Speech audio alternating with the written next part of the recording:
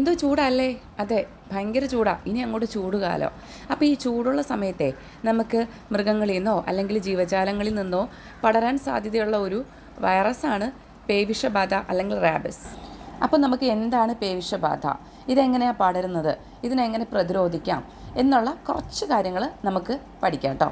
ആദ്യമേ തന്നെ നമുക്ക് ഈ റാബിസ് എന്ന് പറയുന്ന ലാറ്റിൻ വാക്കിൻ്റെ അർത്ഥം അറിയാം. ഭ്രാന്ത് എന്നാണ് അർത്ഥം. ഉഷ്ണരക്തമുള്ള എല്ലാ ജീവജാലങ്ങളെയും പേവിഷബാധ ബാധിക്കും കേട്ടോ.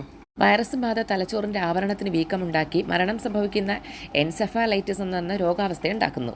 തേളിലും പൂച്ചകളിലാണ് ഈ രോഗം കൂടുതലായിട്ട് കാണപ്പെടുന്നത്.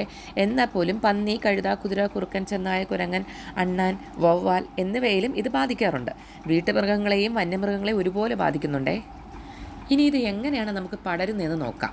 ഈ രോഗം ബാധിച്ച മൃഗങ്ങളുടെ ഉമിനീരിൽ ഏത് ജീവജാലങ്ങളുടെ ആവട്ടെ, പൂച്ചയാണെങ്കിലോ പട്ടിയാണെങ്കിലോ ഏതിൻ്റെ ആണെങ്കിലും ഇവയുടെ ഉമിനീരിൽ കണ്ടേക്കാവുന്ന വൈറസുകൾ അവരുടെ നഖം കൊണ്ടോ പല്ലുകൊണ്ടോ നമ്മുടെ ശരീരത്തിൽ മാന്തോ കടിയോ ഉണ്ടാവും. ഇതിൻ്റെ പോറലിൽ കൂടി ശരീരപേശികൾക്കിടയിലെ സൂക്ഷ്മ നാഡികളിൽ എത്തിപ്പെട്ട് കേന്ദ്രനാഡീവ്യൂഹത്തിൽ കൂടി സഞ്ചരിച്ച് സുഷുമ്നാ നാഡിയെയും തലച്ചോറിനെയും ബാധിക്കുന്നു. ചിലപ്പോൾ ഈ വൈറസ് ബാധ ഉണ്ടായി രോഗലക്ഷണങ്ങൾ പ്രകടമാകാൻ നമുക്ക് ഒരുപാട് ഇടവേള തന്നെ വേണ്ടി വന്നേക്കാം. നമ്മുടെ കേന്ദ്രനാഡീവ്യൂഹത്തിൽ ഈ വൈറസ് ബാധ എത്ര പെട്ടെന്ന് എത്തുന്നുവോ അത്രയും ദൈർഘ്യം മാത്രമേ രോഗലക്ഷണങ്ങൾ പ്രകടമാകുവാൻ സമയമുള്ളൂ. ഇനി നമുക്കിതിൻ്റെ ലക്ഷണങ്ങൾ എന്താണെന്ന് നോക്കാവേ. പൊതുവേ ഈ കടിയേറ്റ ഭാഗത്ത് ചൊറിച്ചിലുണ്ടാവുകയെ, പിന്നെ മുറിവേറ്റ ഭാഗത്ത് മരവിപ്പ്, പിന്നെ തലവേദന, തൊണ്ടവേദന എന്നിവയൊക്കെ ഉണ്ടാവും. ഇത് ഒന്നാം ഘട്ടം. രണ്ടാം ഘട്ടമായിട്ട് വിറയലുണ്ടാവും, ശ്വാസതടസ്സം ഉണ്ടാവും, ഉത്കണ്ഠ അല്ലെങ്കിൽ പേടി, പിന്നെ ശബ്ദവ്യത്യാസം ഉണ്ടാവും, ഉറക്കം കാണത്തില്ല, പിന്നെ കാറ്റിനോടും വെള്ളത്തിനോടുള്ള പിന്നെ വെളിച്ചത്തിനോടും ഒരു പേടി ഉണ്ടാവുകയെ. ഇതിൻ്റെ മൂന്നാം ഘട്ടമാണ് തളർന്നു കിടക്കുന്നതും ശ്വാസതടസ്സം ഉണ്ടാവുന്നതും ഒടുവിൽ മരണം വരെ സംഭവിക്കുന്നതും. ഇവയാണ് മനുഷ്യരിൽ കാണപ്പെടുന്നത്. ഇനി നമുക്ക് രോഗലക്ഷണം മൃഗങ്ങളിൽ എന്താ ഉണ്ടാവുമെന്ന് നോക്കാം.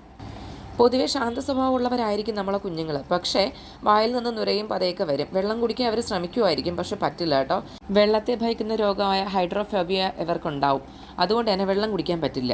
ഇവരുടെ രണ്ടാം ഘട്ടത്തിൽ ഇവർ അക്രമകാരിയാവും കേട്ടോ. കണ്ണുകളൊക്കെ ചുമക്കും, പിന്നെ ഉമിനീരൊലിപ്പിച്ച് എങ്ങോട്ടെങ്കിലുമൊക്കെ ഓടും, പിന്നെ പ്രകോപനമില്ലാതെ എല്ലാത്തിനും എടുത്തിട്ട് കടിക്കും. പിന്നെ പൊതുവെ ഈ പൂച്ചകൾ രണ്ടാം ഘട്ടം മാത്രമേ കാണിക്കുള്ളൂ കേട്ടോ. പശുക്കളിലാണെങ്കിൽ അക്രമ സ്വഭാവം ഭയങ്കര കൂടുതലായിരിക്കും. ശബ്ദത്തിനോട് പശുക്കൾക്ക് ഭയങ്കര ഭയമായിരിക്കും. ഏതാണ്ട് നമുക്ക് പേവിഷബാധയെക്കുറിച്ചുള്ള കാര്യങ്ങൾ മനസ്സിലായല്ലേ. അപ്പോൾ നമുക്ക് എന്താണ് ഇതിൻ്റെ ചികിത്സാ രീതി എന്നും കൂടി നോക്കാം. ചികിത്സാ രീതി പ്രത്യേകിച്ചൊന്നുമല്ല. നമുക്ക് നായയുടെയോ നമ്മുടെ വളർത്തു മൃഗങ്ങളുടെയോ എന്തിനെങ്കിലും കടിയോ പോറലോ ഏറ്റാലും നമ്മൾ ചെയ്യേണ്ട എന്താണെന്നറിയോ, ഉടനെ തന്നെ നമ്മൾ പോയി 10 മിനിറ്റോളം നമ്മുടെ കൈയോ കാലോ എവിടെയാണോ നമുക്ക് അവരുടെ കടിയോ പോറലോ ഏറ്റത് ആ ഭാഗത്ത് നന്നായിട്ട് സോപ്പ് ഉപയോഗിച്ച് നമുക്ക് വാഷ് ചെയ്യാവേ. ഒരു 10 മിനിറ്റോളം കണ്ടിന്യൂസ് ആയിട്ട് പതപ്പിച്ച് വാഷ് ചെയ്തതിന് ശേഷം നന്നായിട്ട് കഴുകിക്കളയാം. എന്നിട്ട് നമ്മളൊരു നല്ല കോട്ടൺ തുണിയോ പന്നിയോ ഉപയോഗിച്ച് തുടച്ചതിന് ശേഷം വീണ്ടും നമുക്ക് ഡെറ്റോൾ അങ്ങനെ എന്തെങ്കിലും ഒരു അണുനാശിനി കൊണ്ട് ഒന്നും കൂടി തുടയ്ക്കുക.